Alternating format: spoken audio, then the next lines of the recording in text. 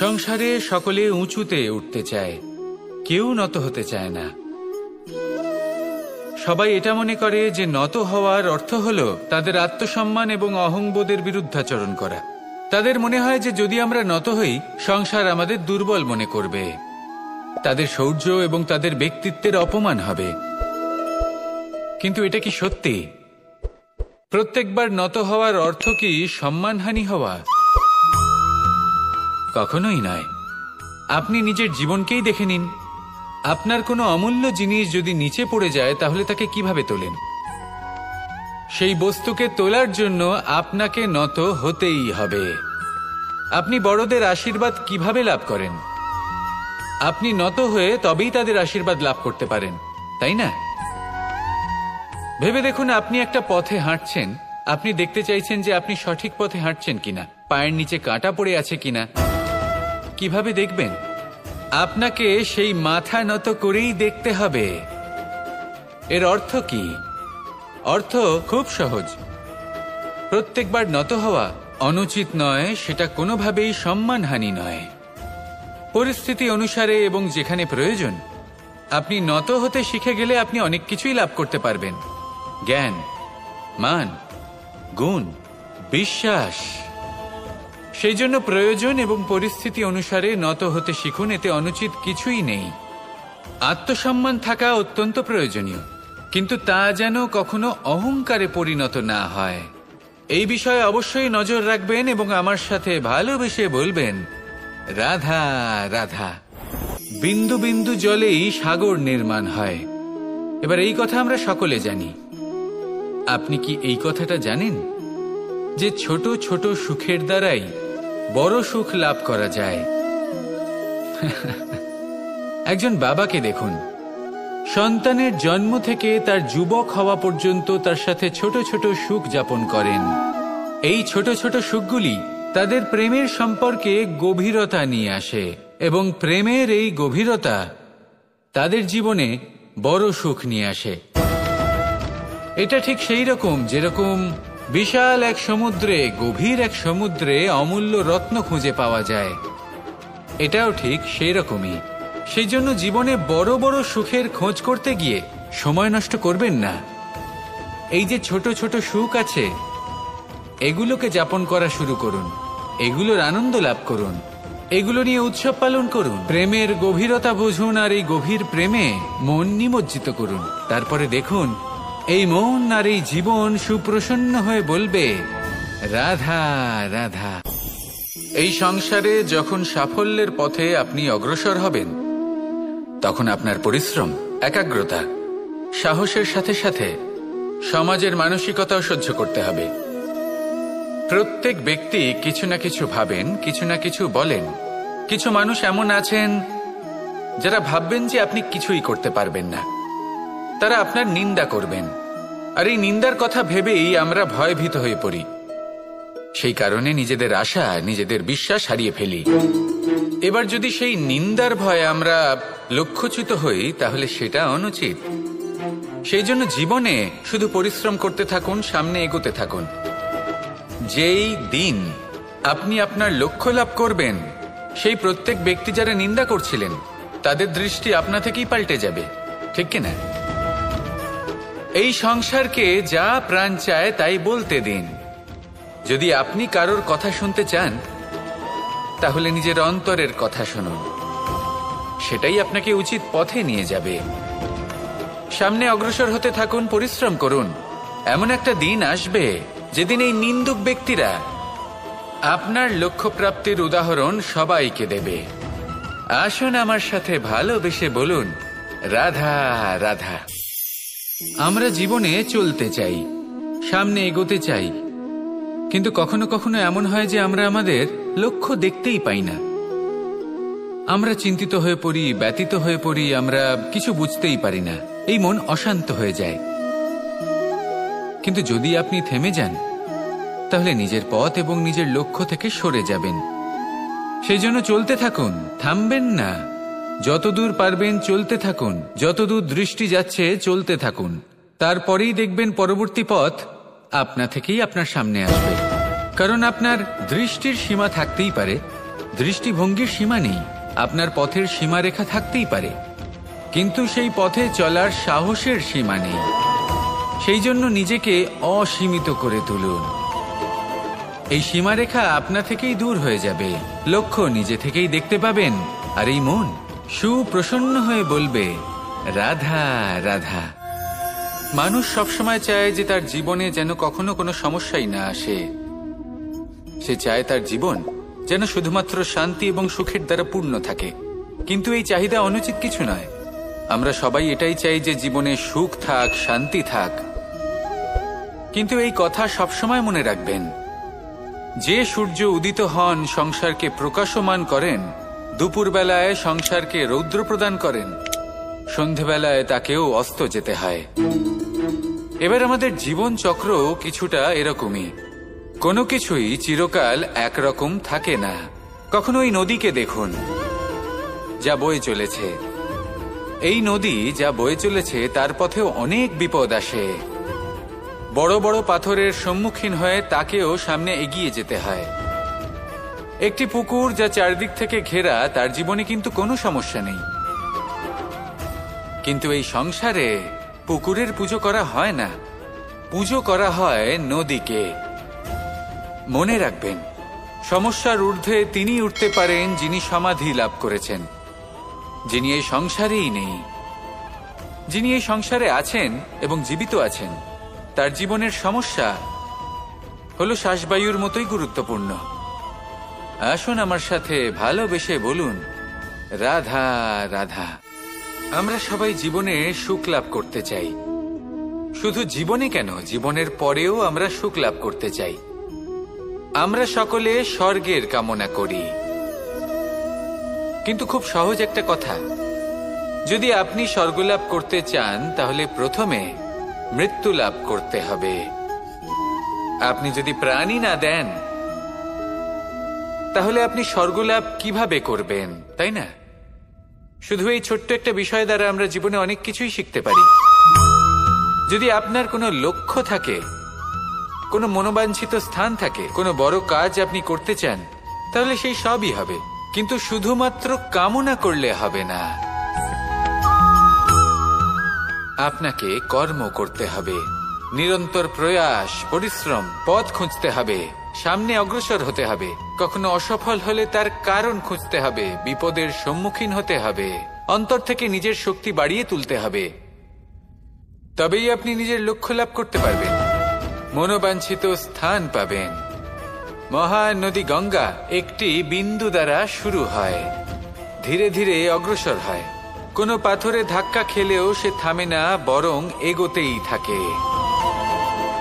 তারপরেই সে মহান নদী গঙ্গা হয়ে উঠতে পারে। পরিশ্রম করুন, লক্ষ্য লাভ করুন, আর আমার সাথে ভালোবেসে বলুন, রাধা রাধা। এই সংসারে জয়লাভ করার জন্য, সাফল্য লাভের জন্য শক্তি, ধৈর্য, সাহস, মিত্রদের সঙ্গ, এই সব ছাড়া আর কি আছে যা অত্যন্ত প্রয়োজনীয়? বিশ্বাস। সত্যি কথা বলতে এই বিশ্বাস অত্যন্ত অমূল্য, কিন্তু এটা দুদিক খোলা তলোয়ারের মতো। এটা আপনাকে বলশালীও করে তুলতে পারে, শক্তিশালীও করে তুলতে পারে, আবার দুর্বলও করে তুলতে পারে। কিভাবে? যদি আপনি শুধুমাত্র অন্যের উপরে বিশ্বাস করেন যে ওনারা সবাই আমাকে সামলে নেবেন, আপনার বিশ্বাস শুধুমাত্র অন্যের উপর, আর সেই বিশ্বাসের ভিত্তিতে আপনি কর্ম করেন, তাহলে আপনি দুর্বলই হয়ে উঠবেন।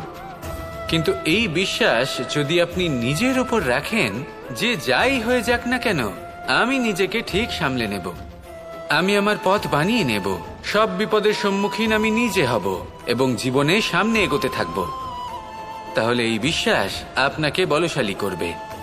এবার সিদ্ধান্ত আপনার যে আপনি কি চান, এই বিশ্বাস আপনাকে বলশালী করবে নাকি দুর্বল, ভেবে দেখুন। আর আমার সাথে ভালোবেসে বলুন, রাধা রাধা। কথায় আছে যে স্বপ্ন এবং লক্ষ্য হলো একটি মুদ্রারই দুটি দিক। যতক্ষণ না স্বপ্ন দেখছেন ততক্ষণ বুঝবেন কি করে আপনার লক্ষ্য কি? স্বপ্ন দেখে যদি নিজের লক্ষ্য বুঝতে পারেন, সেটা পেতে চান, তবেই সেটা লাভ করতে পারবেন। কিন্তু স্বপ্ন এবং লক্ষ্য এই দুইয়ের মধ্যে একটা ভারসাম্য রয়েছে, যেটা বজায় রাখা প্রয়োজনীয়। একে আমরা বলে থাকি পরিশ্রম।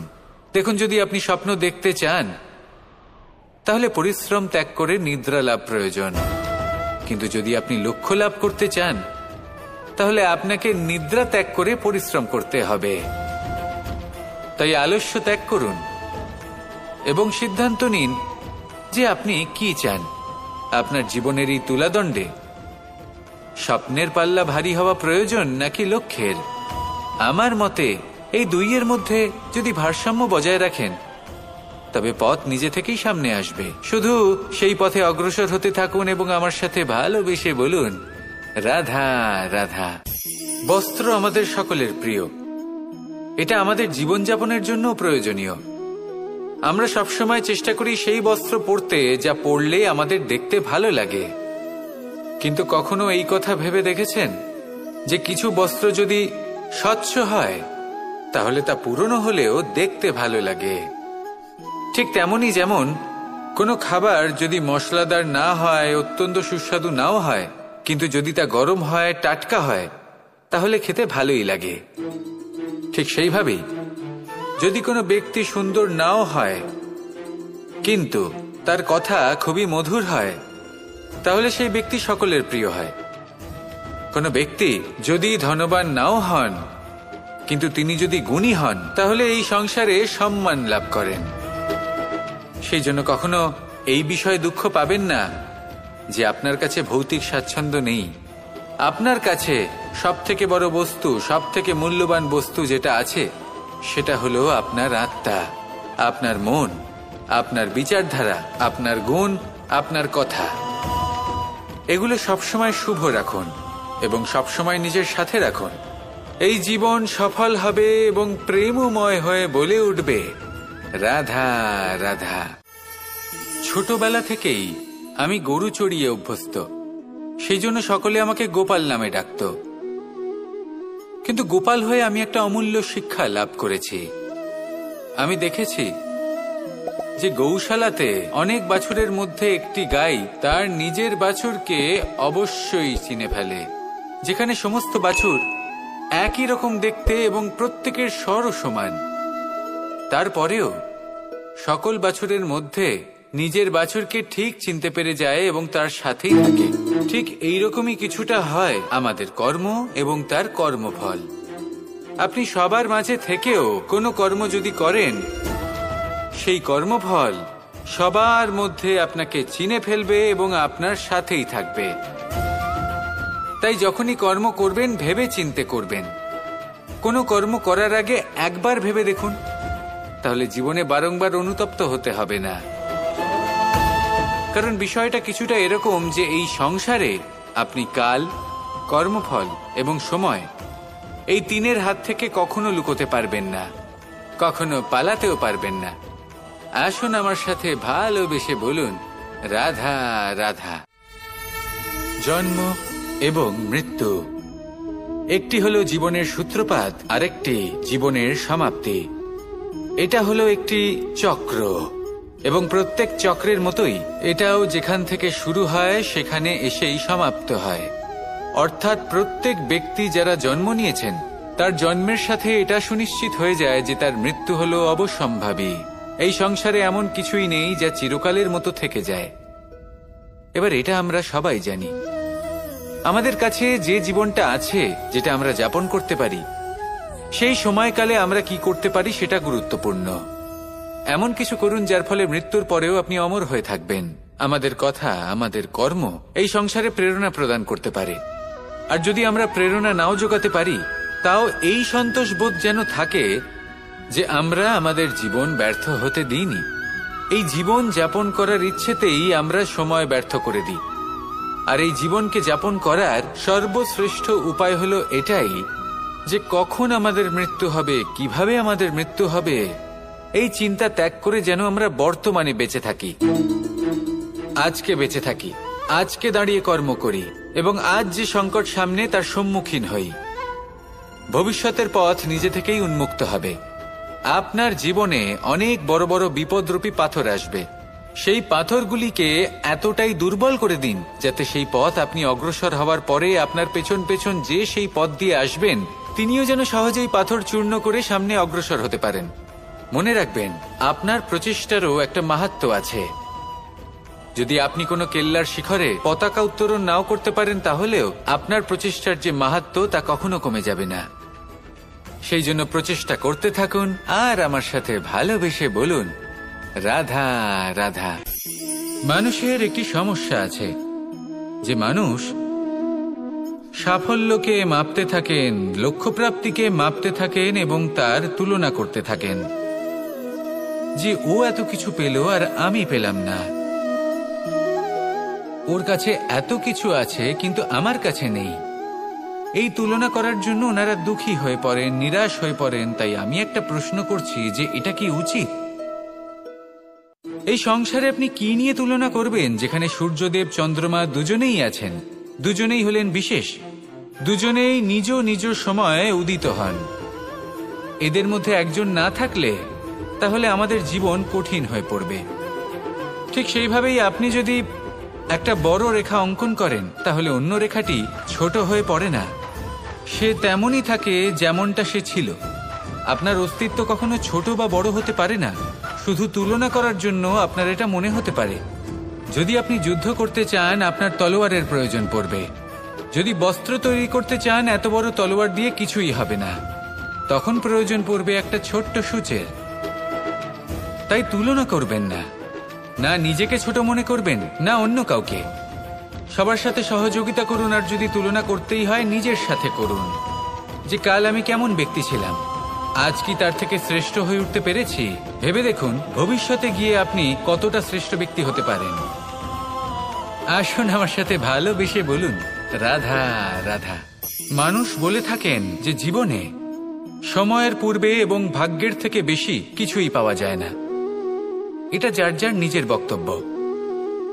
আমি বলবো এই সময় আসলে কি? এই সময় হলো যাতে যুগ যুগান্তর নিহিত আছে, যার মধ্যে দিন আছে, মাস আছে, বছর আছে, ঠিক কিনা? বাস্তবে আপনার কাছে সময় কতটা আছে যা আপনি সদ্ব্যবহার করতে পারেন? তখন থেকে আছে যখন থেকে আপনি নিজেকে বুঝতে শুরু করেন। ততক্ষণ আছে যতক্ষণ না আপনি এই সংসার ছেড়ে চলে যাচ্ছেন। শুধু এটুকু সময় আছে আপনার কাছে। আর যদি ভাগ্যের কথা বলা হয়, তাহলে ভাগ্য হলো সেই পরিস্থিতি যখন মানুষ নিজেকে সময়ের হাতে সমর্পণ করে দেন, তাকে ভাগ্য বলে। অর্থাৎ আপনি জীবনে পরিশ্রম করেছেন, বিপদের সম্মুখীন হয়েছেন, সামনে এগিয়ে গেছেন, কোথাও পৌঁছে গেছেন, এবং তখন আপনার মনে হলো যে ব্যাস এখানেই থেমে যাওয়া উচিত। তাহলে সেটাই হবে আপনার ভাগ্য। যদি ভাগ্যের কথা বলা হয়, তাহলে বলবো সত্যবানের ভাগ্যে মৃত্যু লেখা ছিল, কিন্তু সাবিত্রীর কর্ম তাকে পুনর্জীবিত করে তুলেছিল। অর্থাৎ এই ভাগ্য বদল করা সম্ভব কর্ম এবং পরিশ্রমের দ্বারা। ভেবে দেখুন, রাবণ মাতা সীতাকে হরণ করেছিল। যদি শ্রীরাম সেটাকে ভাগ্য বলে মেনে নিতেন, তাহলে কখনো ভাগ্য বিধাতা হয়ে উঠতে পারতেন না। ভাগ্য হলো একটা বাঁধন যেটাকে ভেঙে ফেলা খুব প্রয়োজনীয়। নিজের লক্ষ্যের কাছে পৌঁছতে হবে। হতেই পারে এই লক্ষ্য হলো পরমাত্মার কাছে পৌঁছে যাওয়া। আপনি যদি পরমাত্মার কাছে পৌঁছতে নাও পারেন, তাও সেই পথে কিছুটা অগ্রসর হতে পারছেন, তাই না? তাহলে ভাগ্যের এই বাঁধন ভেঙে ফেলুন, নিজের কর্মের দ্বারা নিজের প্রারব্ধ গড়ে তুলুন এবং আমার সাথে ভালোবেসে বলুন, রাধা রাধা। এই সংসারে নির্মাণের বিষয়ে জ্ঞান লাভ করার পূর্বে ধ্বংসের বিজ্ঞান বুঝে নেওয়াও খুব প্রয়োজনীয়। যখনই আমরা ব্যায়াম করি তখন কি হয়? আমাদের পুরনো মাংসপেশি নষ্ট হয়ে যায় এবং সেই মাংসপেশির স্থানে আমরা নতুন মাংসপেশির নির্মাণ করে থাকি। যেমন একটা নতুন ইমারত গড়ে তোলবার পূর্বে পুরাতন ইমারতকে ভঙ্গ করে দিতে হয়, তবেই তো সেই স্থান সজীব হবে, ঠিক কিনা? এবারে জ্ঞান এবং বিজ্ঞান ছাড়াও এমন কিছু আছে যা কিনা অত্যন্ত গুরুত্বপূর্ণ। তা হলো সীমা পার করে যাওয়া। এই যে সীমা, এই যে নিয়ম, তা মানুষের জন্যই বানানো, তাকে নিয়ন্ত্রণ করার জন্য তৈরি করা হয়েছে। এমন অনেক সীমা, এমন অনেক নিয়ম মানুষের জন্য অত্যন্ত মঙ্গলকারী। কিন্তু কিছু এমন সীমা আছে, কিছু এমন নিয়ম আছে যা মানুষের লঙ্ঘন করে যাওয়া অতি আবশ্যক। যতক্ষণ না এই সীমা লঙ্ঘন করছেন, নিজের নতুন অস্তিত্বকে খুঁজেই পাবেন না, সেই স্থানে পৌঁছতেই পারবেন না যেখানে সংসার তাকে চিরস্মরণীয় করে রাখবে। সেই জন্য জীবনে যাই করবেন, সীমা অতিক্রম করে যান। যদি পরিশ্রম করেন তাহলে সীমা অতিক্রম করে পরিশ্রম করুন। যদি লক্ষ্যের দিকে অগ্রসর হন তাহলে সীমা অতিক্রম করে অগ্রসর হন। কোনো সীমারেখা যাতে না থাকে সেই সর্বোচ্চ স্থান দেখুন এবং অগ্রসর হন। এই সংসারে অগ্রসর হওয়ার জন্য এই সীমারেখা বুঝে নেওয়া এবং তা অতিক্রম করার জ্ঞান লাভ করা প্রয়োজনীয়। আসুন আমার সাথে ভালোবেসে বলুন, রাধা রাধা। আমরা সবাই এই সংসারে সূর্যের মতো হয়ে উঠতে চাই, সূর্যের মতো তেজস্বী, প্রকাশময়, যশস্বী। সূর্যের মধ্যে এতটাই তেজ থাকে যে সবাই তার সামনে নত হয়ে থাকে। সেই কারণেই সূর্যকে যশদানের গ্রহ বলা হয়। আমরা সবাই সূর্যের মতো উজ্জ্বল হতে চাই, কিন্তু তার জন্য সূর্যকে প্রত্যেক দিন জ্বলতে হয়। এই সংসারে শুভ ভাব, পবিত্রতা নিয়ে আসার জন্য, প্রকাশ ছড়িয়ে দেওয়ার জন্য সূর্যকে প্রত্যেক দিন অস্তও যেতে হয়, আবার উদিতও হতে হয়, প্রত্যেক দিন জ্বলতে হয়। সূর্য একদিনের জন্য অবকাশ লাভ করেন না। আর যদি অবকাশ পেতেন তাহলে সূর্যকে আর সূর্য বলা হতো না, তাই না? সেই জন্য আপনি যদি সূর্যের মতো হয়ে উঠতে চান, সেই রকম উজ্জ্বল হতে চান, তেজস্বী হতে চান, তাহলে সূর্যের মতো জ্বলতে হবে, অর্থাৎ অগাধ পরিশ্রম করতে হবে। আসুন আমার সাথে ভালোবেসে বলুন, রাধা রাধা। যদি আমি স্থির করি, যদি নিশ্চিত করি একটা মূর্তি গড়ে তুলব, আর কিছুক্ষণ সেই কাজটা করে আবার কিছুক্ষণ পরে বন্ধ করে দিই, আবার কিছুক্ষণের জন্য কাজটা করে আবার সেই কাজ বন্ধ করে দিই, আবার কিছুক্ষণের জন্য কাজটা করে বলি ক্লান্ত লাগছে, কিছুক্ষণের জন্য বিশ্রাম নিয়ে নিই, যদি এইভাবে আমি কাজটা করি তাহলে কি এই কাজ উচিত সময় এবং উচিতভাবে সম্পন্ন হবে? কখনোই নয়। শুধু তাই নয়, যে কোনো কাজ যদি পূর্ণ করতে হয়, উচিতভাবে করতে হয়, উচিত সময়ের মধ্যে করতে হয়, তাহলে প্রয়োজন সততার এবং অখণ্ড প্রচেষ্টার। সততা ছাড়া আপনি যে কাজই করুন না কেন, উচিত সময় তা সম্পূর্ণ হবে না, আর মনোবাঞ্ছিত ফল আপনি কখনোই পাবেন না। তাই যে কাজই আরম্ভ করুন না কেন, সততার সাথে এবং অখণ্ড প্রচেষ্টার সাথে করুন। তখনই কর্ম এবং তখনই এই জীবন সফল হবে এবং এই মন প্রসন্ন হয়ে বলবে, রাধা রাধা। জ্ঞান এবং অহংকার, এই দুইয়ের মধ্যে সম্পর্ক কোথায়? সম্পর্ক ঠিক সেরকম যেরকম হাত এবং কাকনের, যেমন চোখ এবং দৃষ্টির সম্পর্ক। এবার আপনি বলবেন, এ আমি কি বলছি? জ্ঞান এবং অহংকারের এমন সম্পর্ক কি করে হতে পারে? দেখুন, যে ব্যক্তি জ্ঞানী, যার কাছে জ্ঞান রয়েছে এবং তিনি জানেন যে তার কাছে জ্ঞান রয়েছে, তার মধ্যে নিজে থেকেই অহংবোধ জাগ্রত হয়। খুব কম সংখ্যক এমন জ্ঞানী ব্যক্তি আছেন যারা নিজেদের অহংকারের বিষয়ে আঁচ করতে পারেন। প্রকৃত জ্ঞানী হলেন তিনি, যিনি নিজের জ্ঞানের সদ্ব্যবহার করে অহংকারকে দূর করেন। উচিত সময়ে বুঝে যান, নিজের অন্তর যাচাই করে এই বিষয়টা দেখেন যে তার অন্তরে অহংবোধ জাগ্রত হচ্ছে এবং নিজেকে সেখানেই থামিয়ে দেন, যাতে অহংকারের পথে তিনি অগ্রসর না হয়ে যান। এই অহংকার কখন উচিত, কখন অনুচিত, কখন প্রয়োগ করা উচিত, উচিত নয়, কখন বাধা দেওয়া উচিত, এটা শেখা অত্যন্ত প্রয়োজনীয়। আর যদি এটা আপনি শিখতে পারেন তাহলে আপনি একজন জ্ঞানীও হয়ে উঠবেন এবং সুখীও থাকবেন। তাই মনে রাখবেন, এই জ্ঞান নিয়ে কখনোই অহংকার করবেন না, বরং সবসময় নিজের অহংবোধের বিষয়ে প্রকৃত ধারণা রাখবেন। আসুন আমার সাথে ভালোবেসে বলুন, রাধা রাধা। এই সংসারে সব থেকে বেশি কঠোর এবং বলশালী ধাতু হল লৌহ, অর্থাৎ লোহা।